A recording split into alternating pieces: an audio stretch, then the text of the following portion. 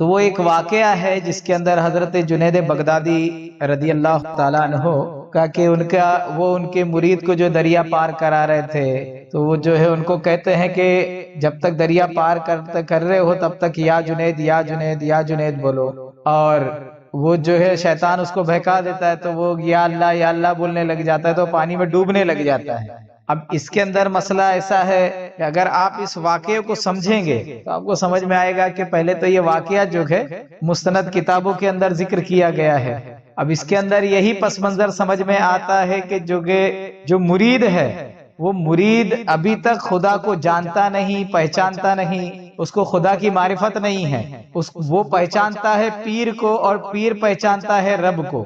For example, آپ اگر کسی جگہ پہ ہو اور آپ اس جگہ پہ جا کے کسی انجانے آدمی کو جس کو آپ پہچانتے نہیں ہو، جس کی آپ کو پہچان ہی نہیں ہو، اور آپ اس کو کہے گے کہ بھائی میرے کو ہیلپ کر دو، میرے کو جو ہے آپ 10,000 روپے دے دو، تو کوئی انجانا آدمی آپ کو 10,000 روپے دے گا؟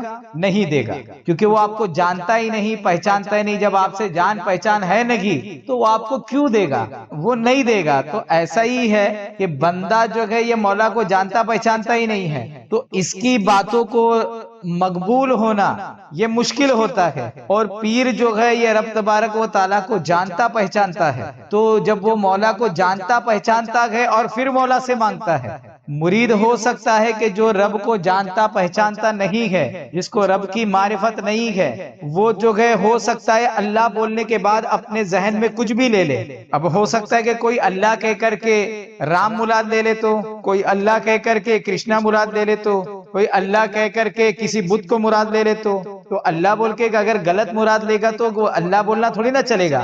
اللہ بول کر کے تو حقیقی رب تبارک و تعالیٰ ہی آپ کے ذہن میں آنا چاہیے۔ اللہ بولنے کے بعد آپ جو ہے رب مصطفیٰ صلی اللہ علیہ وسلم کی جانب ہی جو ہے آپ کا رخ ہونا چاہیے۔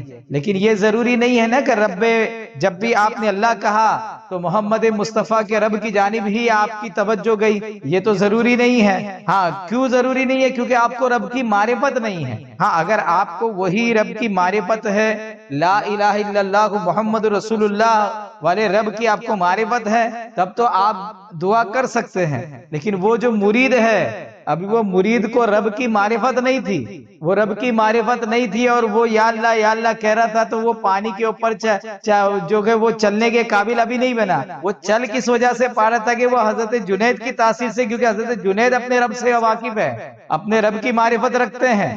تو اس لیے جو ہے بہت سارے ایسے مقامات ہوتے ہیں جہاں جو ہے آپ کی دعا کے بجائے کسی بزرگ کی دعا آپ کراتے ہیں، کیونکہ آپ مقبول بارگاہ الہی نہیں رہتے ہیں، آپ کو اتنی معرفت نہیں رہتے، آپ اتنے مقرب بارگاہ الہی نہیں ہوتے ہیں، اور وہ اللہ والا جو ہوتا ہے، وہ اللہ والا جو ہے وہ رب تبارک و تعالیٰ کی بارگاہ کا مقرب بندہ ہوتا ہے، صاحب معرفت ہوتا ہے۔ تو وہ صاحب معرفت ہوتا ہے تو وہ جب اللہ کی بارگاہ میں دعا کرتا ہے یا کچھ عریضہ پیش کرتا ہے، کیونکہ اللہ تعالیٰ فرماتا ہے نا قرآن میں کہ تم مجھ سے مانگو میں ضرور دوں گا، تو ایسا آپ نے اللہ سے مانگا ہی نہیں، اپنے خیال سے مانگ لیا ہوگا، اپنے خواہشات، اپنے خیالوں والے خدا سے مانگ لیا ہوگا۔ اگر حقیقی خدا سے آپ مانگو گے وہ تو عطا کرے گا، وہ تو کہہ رہا میں ضرور دوں گا۔ تو جو رب تبارک و تعالیٰ کی معرفت رکھتے ہیں تو اللہ تبارک و تعالیٰ ان کو عطا ہی فرماتا ہے۔ یہاں تک کہ حدیثوں میں آتا ہے کہ اللہ کے رسول صلی اللہ علیہ وسلم فرماتے ہیں کہ کچھ ایسے بکھرے بالوں والے موجود ہے کہ اگر یہ قسم اٹھا لے تو اللہ تبارک و تعالیٰ ان کو ضرور دے گا، دینا ہی پڑے گا۔ تو یہ جو ہے یہ کیوں کہہ رہے وہ بکھرے بال والے کیا ہوں گے؟ وہ بکھرے بال والے اپنے رب کو پہچانتے ہیں، وہ جو ہے رب کو پہچانتے ہیں۔ آج اگر کسی سخی کو سوال کر لیا جائے تو وہ سخی کو شرم آتی کہ اپنے در سے کسی کو خالی بھیج دیا جائے، وہ رب تبارک و تعالیٰ وہ رب العالمین ہے، وہ کیسے خالی بھیج دے گا؟ تو بہت ساری جو ہے اس کے اندر باتیں موجود ہے۔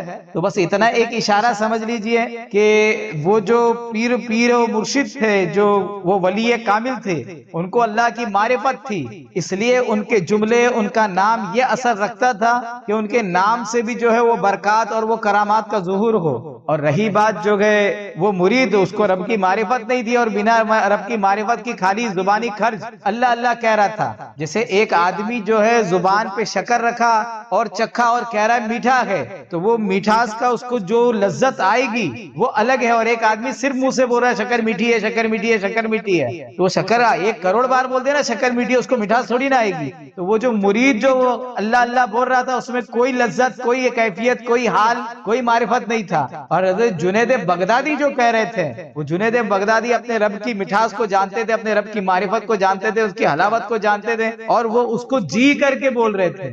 تو وہاں جو گئے, اور جب وہ مرید پہچاننے والے کا وسیلہ رہتا ہے تو ہوتا کیا ہے پتا ہے کہ کسی انجان آدمی سے اگر کسی آپ کے پہچان والی کی پہچان ہو تو آپ کا جو پہچان والا ہے اس انجان آدمی سے آپ کی پہچان کرا سکتا ہے. تو وہاں کچھ یہی ہو رہا تھا کہ حضرت جنید بغدادی جو گئے ان کی لاج رکھ لے لیتے. اس لیے آتا ہے نا کہ آپ کو اولیاء کرام بخشائیں گے, وہ بخشش کا ذریعہ کیا ہے؟ بخشش کا ذریعہ یہی ہے کہ آپ کو معرفت عطا ہوگا. آپ کو جو ہے آپ کو میدان حشر میں بھی جب وہاں اولیاء کرام ملیں گے تو آپ کو سمجھ آ جائے گی کہ رب کی بارگاہ میں کیسا پیش آنا ہے. آپ کو ڈھپ آ جائے گا جو آج تک نہیں آیا. مولا تبارک و تعالیٰ جو ہے ہم کو سمجھنے کی توفیق عطا فرمائے.